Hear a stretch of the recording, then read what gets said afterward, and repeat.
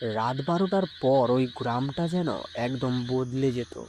দিনের বেলায় যেখানে লোকজনের হাসি, গরুর ঘণ্টা আর বাচ্চাদের দৌড়ঝাঁপে ভরে থাকত, ঠিক সেই গ্রামটা রাত নামলেই হয়ে উঠত ভয়ঙ্কর নিস্তব্ধ, যেখানে কেউ নিঃশ্বাসে পুরো পৃথিবীর আওয়াজ চেপে ধরেছে। সেই গ্রামের নাম ছিল শিউলিডাঙ্গা। শিউলিডাঙ্গার প্রতিটা বাড়িতে একটা কথা খুব কড়াভাবে মানা হতো: রাত ১২টার পর কেউ বাইরে বেরোবে না। মা বাবারা তাদের ছেলে মেয়েদের ছোট থেকে একটা কথা মাথায় ঢুকিয়ে দিত: শোন, রাত ১২টার পর বেরোলে কিন্তু পেঁয়াজ রুটি ভূত আসবে। এই নামটা শুনলেই বাচ্চারা আঁতকে উঠত। পেঁয়াজ রুটি ভূত? কেউ তাকে ঠিকমতো দেখেনি, কিন্তু তার গল্প সবাই জানত। বলা হতো সে অন্ধকারের ভেতরেই থাকে, আলোতে সে আসে না, আর সে নাকি রাত ১২টার পর বাড়ির দরজা জানলা একটু খোলা পেলে নিঃশব্দে ভেতরে ঢুকে পড়ে।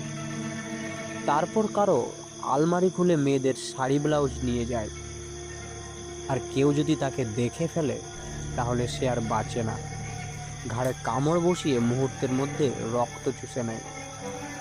এই গল্প শুনে বড় হয়েছে গ্রামের প্রায় সব ছেলে মেয়ে, কিন্তু বড় হওয়ার সাথে সাথে অনেকেই এই গল্পটাকে কুসংস্কার বলে উড়িয়ে দেয়, ঠিক যেমন করেছিল ওদের পাড়ার শুভ। শুভ ক্লাস 11-এ পড়ে, একটু আধটু দুষ্টু আর খুব সাহসী বলে নিজেকে মনে করে। ওর মা প্রতিদিন বলে, রাতে ১২টার আগে ঘরে ঢুকবি, বুঝলি? ওই পেঁয়াজ রুটির ভূতের কথা ভুলে যাস না। শুভ হাসে, আরে মা, এগুলো সব বাজে কথা, কেউ দেখেছে তাকে কখনো? মা চুপ করে যায়। কিন্তু একটা অদ্ভুত ভয় লেগে থাকে। সেদিনও ঠিক তেমনি একটা রাত ছিল, আষাঢ় মাস, আকাশে মেঘ, মাঝে মাঝে হালকা বিদ্যুৎ চমকাচ্ছিল। বাতাসে কেমন একটা স্যাঁতসেঁতে গন্ধ। শুভ তার বন্ধুর সাথে আড্ডা দিয়ে ফিরছিল। সময় তখন প্রায় 11:30। রাহুল বলল, এই তাড়াতাড়ি চল, 12টা বাজতে আর বেশি দেরি নেই। শুভ হেসে বলল,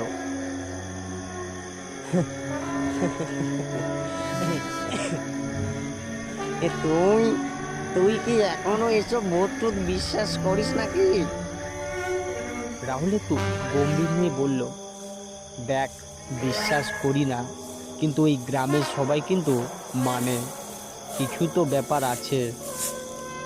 শুভ হাত নেড়ে বলল, কিছুই নেই, আজ আমি ইচ্ছা করে ১২টার পর বাড়ি যাব।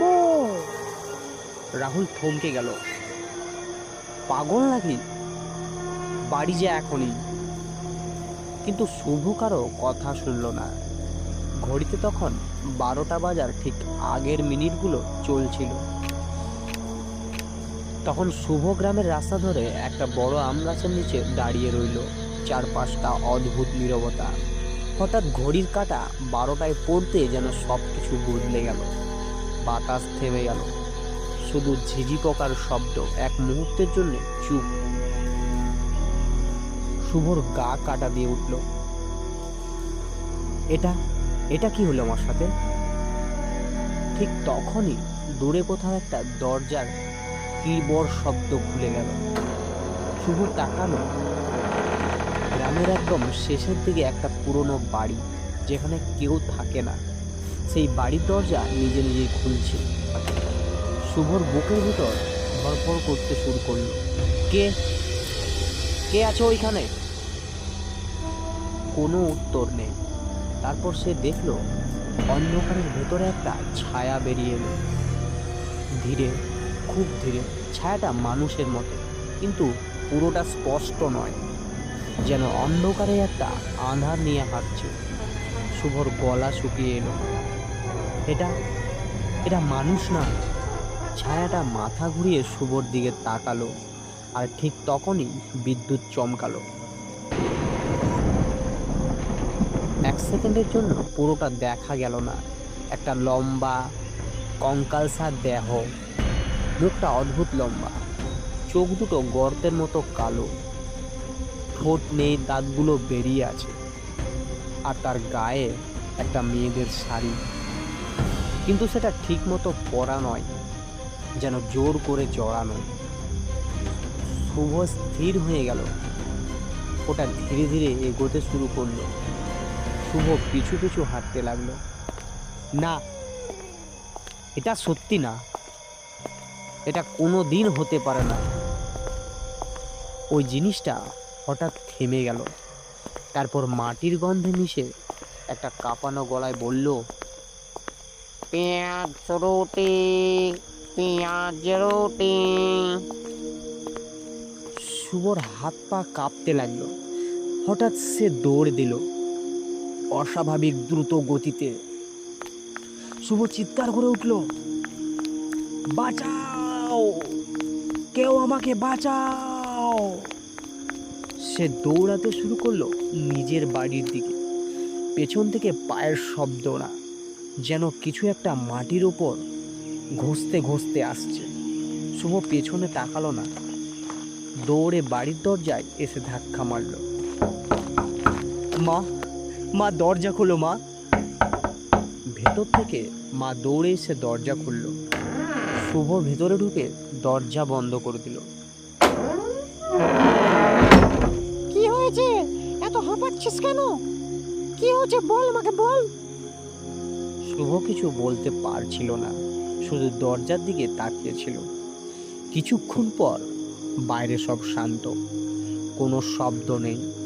মা বলল, বলেছিলাম না তোকে 12টার পর বাইরে যাস না? শুভ কিছু বলল না। সেই রাতটা কেটে গেল। পরের দিন সকালে গ্রামে একটা খবর ছড়িয়ে পড়ল। শেষের দিকে ওই পুরনো বাড়িতে একজন লোকের লাশ পাওয়া গেছে। ঘাড়ে গভীর কামড়ের দাগ, শরীরের রক্ত প্রায় নেই বললেই চলে।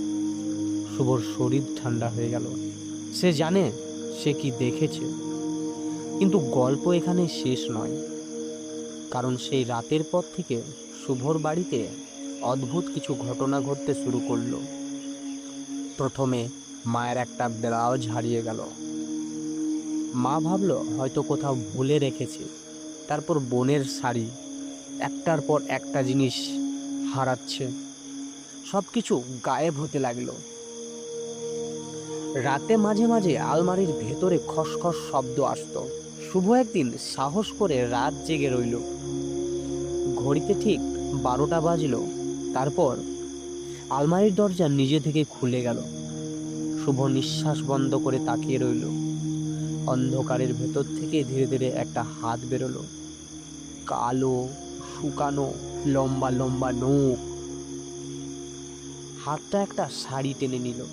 শুভ চিৎকার করতে যাচ্ছিল, ঠিক তখনই সে দেখলো আলমারির ভেতরে একটা মুখ। একই মুখ, পেঁয়াজ রুটি ভূত। সে ধীরে ধীরে হাসলো, তারপর ফিসফিস করে বলে, তোকে দেখছি। শুভর শরীর অবশ হয়ে গেল। সে নড়তে পারল না। ভূতটা ধীরে ধীরে আলমারির ভেতর থেকে বেরিয়ে এলো। এবার সে পুরোটা ঘরের ভেতরে। তার গায়ে একটার উপর একটা শাড়ি ব্লাউজ জড়ানো। চোখ দুটো সোজা শুভর দিকে। তারপর একটা লাফ এসে শুভর সামনে। ঠান্ডা পচা গলা। ভূতটা তার ঘাড়ের কাছে মুখ আনলো। দেখছিস? শুভ শেষবারের মতো চিৎকার করলো, মা, মা। পরের দিন সকালে শুভ ঘর থেকে কোনো আওয়াজ পাওয়া গেল না। দরজা ভেঙে ভেতরে ঢুকে সবাই যা দেখলো তা আজ কেউ ভুলতে পারেনি। শুভ মেঝেতে পড়ে আছে, চোখ দুটো খোলা, ঘাড়ে গভীর কামড়ের দাগ, আর তার শরীর একেবারে ফ্যাকাশে। শরীরে কোনো রক্ত নেই। আলমারির দরজা খোলা, ভেতরটাও খালি। সেই দিন থেকে শিউলিডাঙ্গার আর কেউ রাত 12টার পর বাইরে বেরোয় না। আর মা বাবারা আজও তাদের ছেলে মেয়েদের বলে, রাত 12টার পর কেউ বাইরে যাস না। না হলে পেঁয়াজ রুটি ভূত এসে নিয়ে যাবে। বন্ধুরা, গল্পটি ভালো লাগলে সাবস্ক্রাইব করে এই ছোট ভাইটার পাশে থাকুন। ছোট ভাইটা আপ্রাণ চেষ্টা করছে আপনাদের খুব ভালো ভালো নতুন নতুন গল্প শোনাতে। ভালো থাকবেন, সুস্থ থাকবেন।